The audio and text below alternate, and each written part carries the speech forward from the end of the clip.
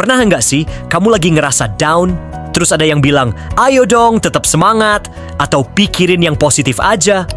Kedengarannya menyemangati ya, tapi percaya nggak kalau semangat yang berlebihan tanpa ruang untuk merasa sedih atau kecewa bisa jadi racun buat kesehatan mental. Di video ini, kita akan bahas tentang toxic positivity dan kenapa terlalu semangat justru bisa merusak hidupmu pelan-pelan. Toxic positivity adalah kondisi ketika seseorang terus-menerus mendorong pikiran positif secara berlebihan sampai mengabaikan emosi negatif yang sebenarnya perlu diakui dan diproses. Bukan berarti berpikir positif itu salah, tapi ketika semua emosi selain bahagia dianggap buruk, itulah yang jadi masalah.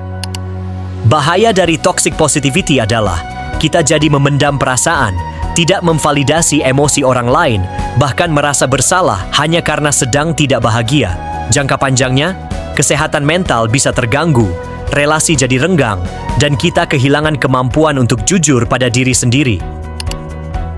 Contoh sehari-hari, misalnya ada teman cerita kalau dia baru kehilangan pekerjaan, lalu kita bilang, tenang aja, pasti ada hikmahnya.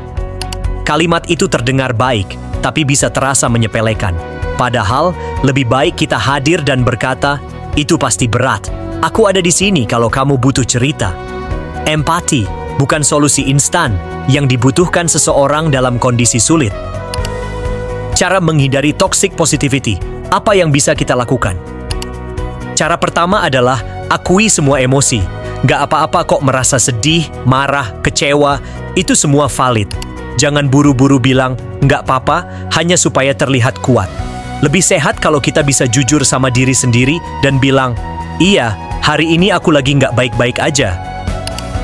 Cara kedua, ganti kata-kata semangat instan dengan empati. Saat teman cerita masalahnya, jangan buru-buru bilang, ayo dong semangat. Coba dengarkan dulu. Katakan, aku ngerti itu berat, kamu nggak sendirian.